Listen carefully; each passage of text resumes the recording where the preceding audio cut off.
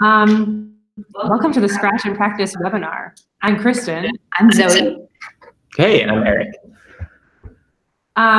Today we're going to start by, actually I should do the whole feel free to introduce yourselves as you log in.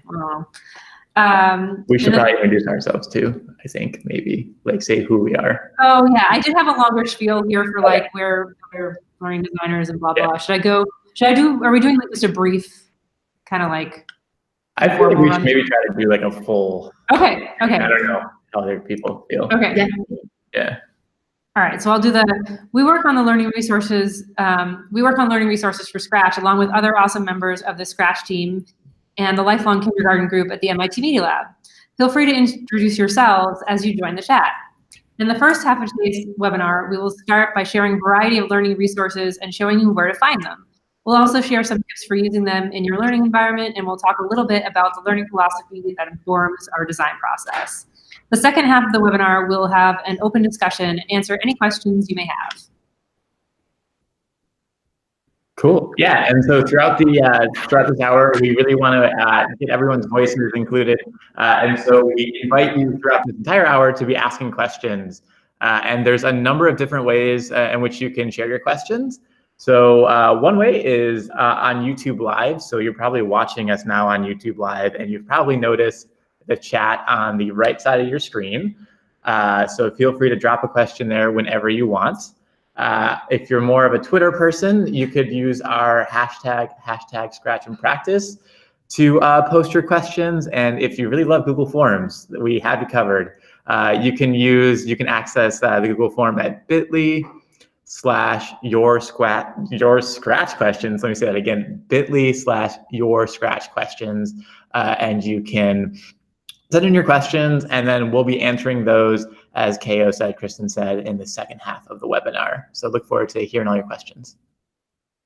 All right. So I accidentally closed the slide presentation, and I'm not going to go back to find it. So I'll just, I won't do that. We're going slideless. All right. What are Scratch learning resources? We have a wide variety of free digital and print resources. Maybe we should try the slides. Probably do. Do you want to? We don't go find them. Okay, so I linked them in here. Wait. It is kind of delay. It's hard to delay. I think Eric shared it earlier Where today. things are at. Yeah. Now maybe it's showing Eric. Yeah, so I should try mute because I think it's going to grab my. Yeah. All right.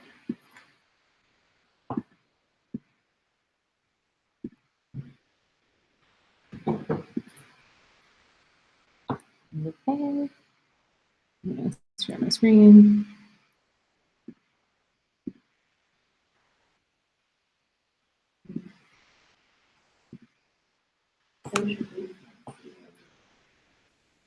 All right, so what are Scratch learning resources? We have a wide variety of free digital and print resources designed for both learners and educators. The core learning resources you'll find on the Scratch website are the tutorials library, the Scratch coding cards, and the activity guides, which are an outline for facilitating a Scratch workshop with the Scratch learning resources. On the Scratch website, you'll find a library of tutorials. Are you muted? Am I muted? I thought I unmuted myself. I'm asking just because you've just been watching Eric for a long time. Well, I'm unmuted. I guess because I'm muted and I can bring someone. Yeah. Okay. Yeah, so the audio is coming through okay. Okay. So are you muted now? I've been muted the whole time. Okay. Okay, so what if you... Who are you seeing? Okay, I'm seeing you. We're still seeing Eric. Yeah. I hit, wait, so I hit share my screen. Wait.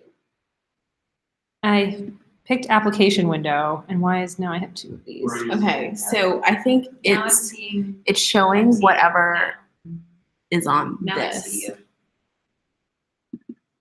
Okay, so now you're seeing me. Oh, that's weird. Okay, Could it be an issue with just that there's the sound in this room, or is it because of the way I shared? Oh, now it's showing tutorials. Yeah, It's showing this one, yeah. which is what I wanted to show. Is it showing now? Still tutorial. Mm-hmm. It was weird because when you said that you were muted, I mean, I know that we're in the same room, so maybe it was this mic picking it up, but it still sounded like so clear to me Yeah. that I wondered if it was coming through your computer. If you click on my little, no, you're screen sharing, so you can't. I'm wondering. Yeah, and about- you're clearly muted. If you have like Yeah. privileges to like. It was clicked on this earlier though, Oh, yeah, when look, it was yeah. showing, so I think it Okay. always needs to be on the big It needs to be screen. clicked. Wait, was that selected? You have- Yeah, Yeah, Erica it Oh. was. selected. That's why I like I don't- clicked it. I didn't know that I didn't intentionally touch either of these. Okay. So let's test to see if Hangouts automatically switches to this when Eric talks. Oh, Okay. yeah. Okay, so Eric. Yeah.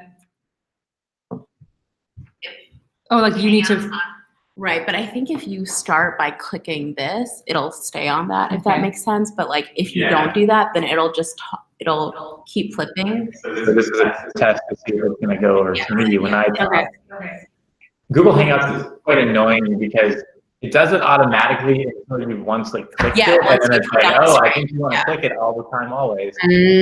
So we I just have to think make we're sure we good click now. on this Yeah. one. Yeah. Yeah, and actually, I should have my volume up. So wait, Eric, are you talking?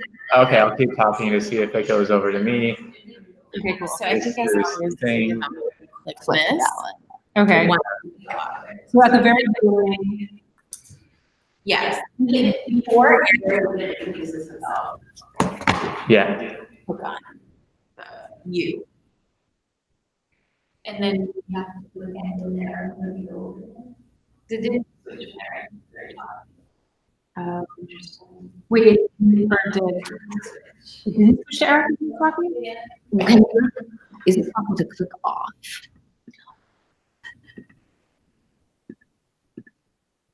Oh, Now I can- I see. Maybe because I'm the one presenting, I have. Yeah, I think you will have to control that. Or is it because I'm in presentation mode now? Like, I think because That happens even when I'm on here.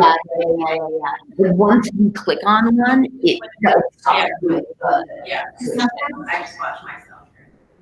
really, We've all do that. That's Well, it. sometimes everyone looks so small. No. I guess I should see what my face looks like. So we did toggle back and forth. yeah, it toggles back and forth. So I'm gonna have to click myself and then also remember to click So- Eric. Oh, wait, if you click ourselves. Only in presentation mode. Oh. Wait, Oh, yes. Yeah. Yeah, I can say something. Is it going to me right now? Is it going to me and not you? Yeah, so here's So the it's little in the automatic mode. Yes, it did. It did. is that we need to click this again, and then that takes us out. It takes us back into switching audio. Automatic. Why they don't say like you're in automatic mode or you're in manual mode is dumb. That's why they're doing away with Hangouts on air. I've never Yeah. selected these before in my life. I didn't know they were selectable. I thought it just Yeah. switched on its own. I have, but I didn't understand this strange way that it decided to do. Yeah. Which makes sense now that I understand it, but it didn't make sense when I didn't. Should we try again? Do a bit more emptying. Yeah. Okay. Should we try again? As in, like, switching Right, back and forth. yeah, to people, yeah. Like, With, as long as you have your notes, I feel like. Yeah. No. Yeah. oh man. The Q&A portion, since you likely won't be showing anything, you won't have to worry about it. Yeah. So it'll just help you take covers and answering. Yeah, and feel free to also touch the computer. Yeah. I'll probably print out my notes so that we don't have to have multiple. Yeah, And we'll just have my computer and your computer. Yeah. Okay, cool. Cool. So, All right, so I'm going to jump into tutorials. Awesome. The 3.0 tutorials guide learners in creating a variety of different kinds of projects, including games, stories, and animations. You can get to them by going to the Scratch website, clicking Create, which will bring you to the Scratch editor, and then clicking Tutorials. Uh-oh. Yeah, I kind of forgot this looks bad, small. There are two different kinds of content in the tutorials library. Whoa, sorry, I didn't realize I selected that.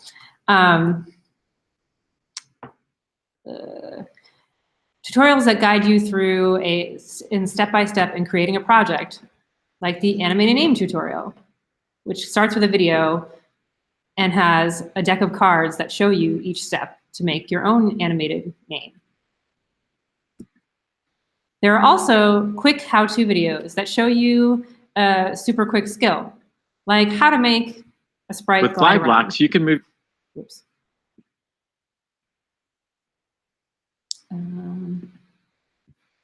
The tutorials are designed to be modular, so you can start creating a project using one tutorial, like animate a character, and then continue adding to your project by selecting another tutorial and adding more to your project. That way, a project that starts as an animation could become a game or a story, or any kind of hybrid of those two things. There's also a getting started video that starts off showing the basics and walks you through dragging out a block, navigating through the blocks category, and creating your first stack of code. Yeah. All right. A lot of these resources can be found on the Scratch ideas page. So if you go to Scratch up here in the bar, there's ideas. And here you've got this link that'll take you to the tutorials library that Christian just showed you. This will take you to the getting started video. Oh, I think we can log out of Pinterest. Oh God. Yeah. Yeah. Oh, wait, this is not my wait, computer. okay, I'm go, also go. logged into Pinterest. Yeah, so- yeah. No. I have that problem too. Now here we have activity guides, which are sort of our videos that we have, but sort of sorted with all the other resources around them. So if you like click on one, like animate a name, this link will take you to the video tutorial, like the one that Christian just showed. This has the link to the coding cards for that activity, which if you haven't tried out the coding cards, they will be sort of a deck of cards with a certain theme that you have some activities you can do in Scratch. So this one is animate a name, which can be done in any order, the cards in this deck. And each card starts with like showing how to do something in Scratch on the front. And then on the back of each card shows you the code to do it.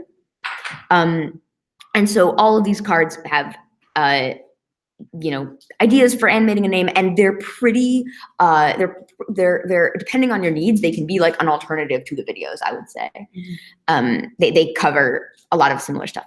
And then here we also have the educator guide, which just really quick has tips and tricks for running a lesson or workshop with this animate a name activity. So we also have the other thing is, should we definitely do the landing pages? Yeah, I might. Yeah. Oh, for in it. for hardware. Yeah. Oh, I think it might be nice to show one because Okay, cool, yeah. otherwise I don't know that they're not easy to find. that's yeah. So No, that's really true.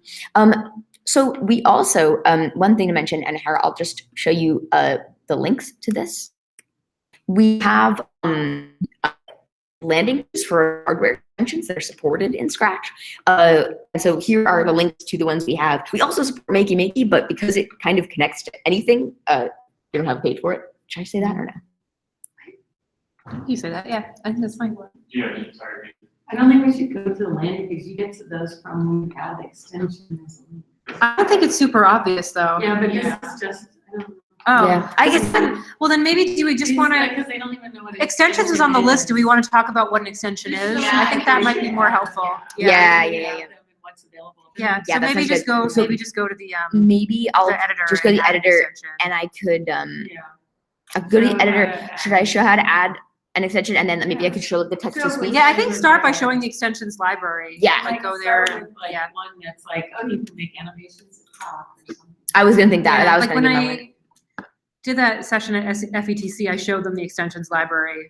I think that was kind of the most important part. Yeah, I think Yeah. maybe that could be a question, like what extensions are available? Right. Yeah, Yeah. that sounds good. Yeah, we probably, Like the way that we described it at ISTE was saying like, oh, like one thing that's really cool about Scratch 3.0 is like the extensions library, which really is just like a extra collection of blocks that you can add to like extend Scratch and Yeah. like do more.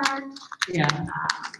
And then sometimes like I also reference like, it can be really great to explore the extensions library if you're working with students who are more familiar with Scratch or students who might be a bit older and feel like they want to like, create something. Yeah. Okay. Cool. Okay. Cool. And should I mention that stuff here at this point, you think? Or as prompted by a question later? I think it would be good to explain extensions in the extensions library. Yes. Cool. But not all the details. Yeah. Okay, cool. So, hi.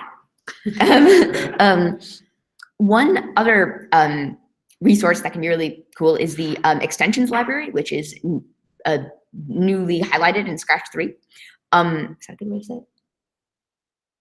Yes, however you would. Okay. say it. And like saying where you can find it. Yeah. In the bottom left. Yeah. You can get to it by, if you're in the Scratch editor, going down here in the left-hand corner and just clicking. And this has a bunch of sets of blocks basically that you can then add to Scratch.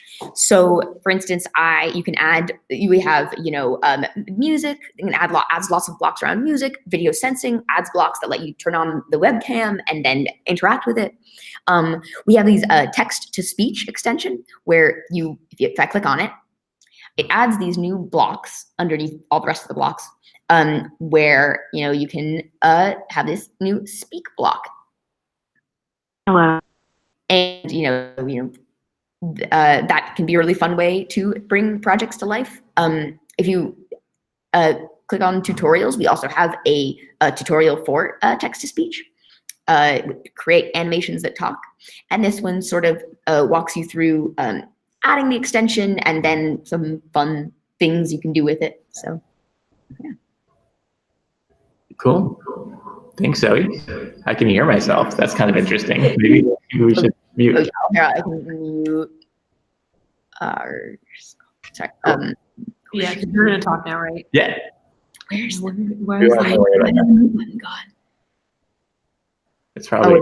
Oh my it's god, hidden under here? that's so bad. Ah. Sorry. Okay. Go ahead. Cool. So yeah, I'm super excited to share a bunch of the resources that are available just on the Scratch website itself. So what I'm going to do is I'm going to attempt to screen share so y'all could follow along while I do this. So I don't know, KO and Zoe, can you see my screen? Yes. Okay, cool. So I am just on the Scratch website. I'm going to log out really quick. Scratch.met.edu, and I wanted to share. There's a lot here, but I think I just grabbed 3 sort of things that I wanted to share with you all. So one is if you're on the homepage of Scratch, if you scroll down, you'll notice 4 or 5 down, there is this row here called Scratch Design Studio. And I wanted to share this with you because every month we have a thematic studio that is shared with the Scratch online community. And it's always really great for people of sort of all levels of familiarity with Scratch. So especially good for newcomers. So this month is puzzles. And so these are projects that are shared around the theme of puzzles. But to give you a sense of some of the past Scratch Design Studios, it's been like in the year 3000, black and white projects, things like that. So I would encourage educators who are maybe looking for a nice thematic studio to jump into, check out the Scratch Design Studios. They're very active too. So, you'll probably, if you share in the studio, you might get a comment from someone, maybe make a connection. So super, super awesome to check that out. So that is one thing in the Scratch community. The other thing, I'm gonna use a search bar for these two. I wanted to share with you this concept of engine projects. So think of not like a car engine, not like a literal engine, but engine refers to kind of like the basic code that might power a project. So for instance, if you're interested in building a platform, you might search for platform engine. So let's pull this up. I'm doing it live. I haven't done this before, so I'm just hoping that we see a cool project. And sure enough, we see a number of platform engines. And to give you a sense, this is again just the basic code that you could remix off of to build a platform. There are thousands of these engine projects. So I highly encourage you checking them out and building on the code. This one's a bit more complex. But as you can see here, there is sort of the code is commented, so it's easy to sort of add on to these things. When I do this, next week, I'm going to have a better engine to share. And then finally, I want to go back and you might be surprised to find just the sheer number of tutorials that have been created by Scratchers. So if you go ahead and type that in, you'll see literally thousands of tutorials that have been created. And this kind of speaks to the Scratch Online community. Scratchers want to help Scratchers. And so I often, when I'm creating a project and I have an idea of like what it is I want to do, for instance, how do I make vector text appear on the screen when a character talks? There's probably a tutorial for that.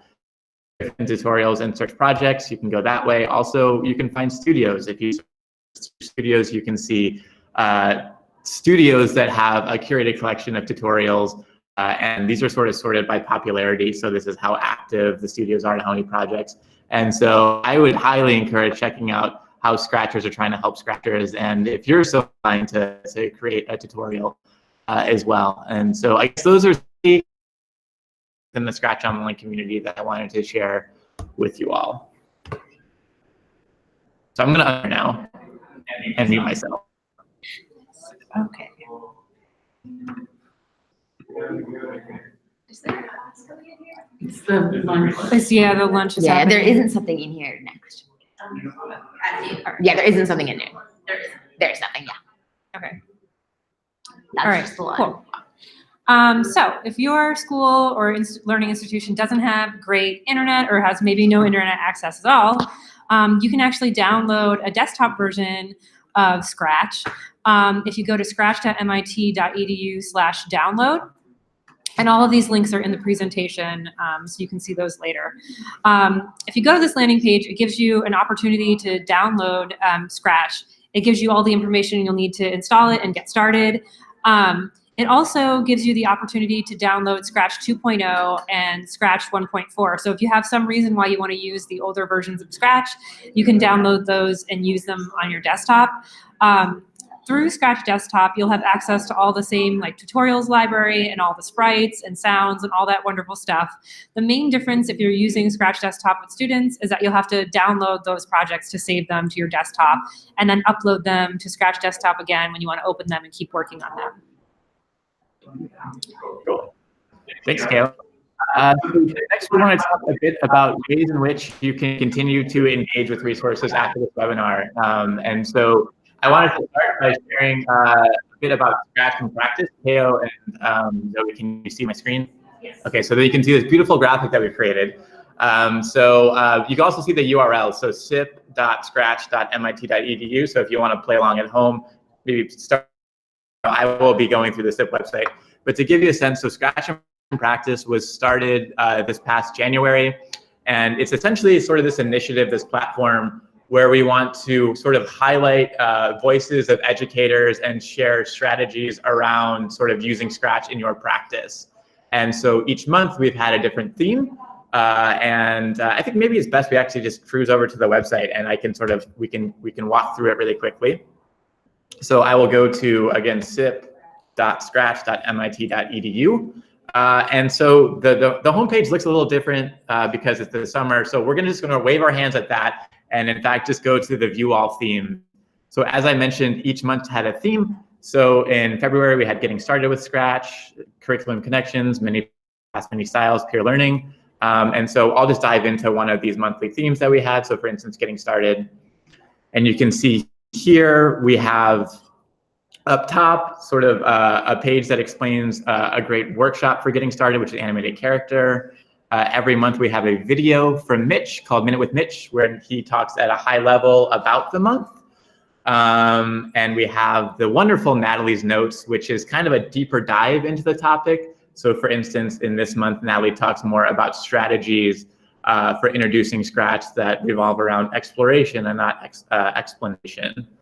And then we have SIP tips, which are, here's getting at the educator voices. So we have teachers who are sharing small bite-sized pieces of advice and strategies around that monthly theme. And so again, so we've had 4 of these monthly themes here, so you can access them that way. And then let's go back to what we waved our hands at earlier, which is the homepage of Scratch. So over the summer months, so this past summer, we've taken a step back from doing a monthly theme and rather had just a bigger, broad summer initiative, which is we were going out and meeting people at conferences. And so to give you a sense of what SIP looks like in the future, we're going to come back in September with a new theme, which we're kind of discussing now. So stay tuned for more details around that. So sorry, that was a lot, but again, it's sip.scratch.mit.edu. I would highly encourage everyone to check it out. Well, here's one thing.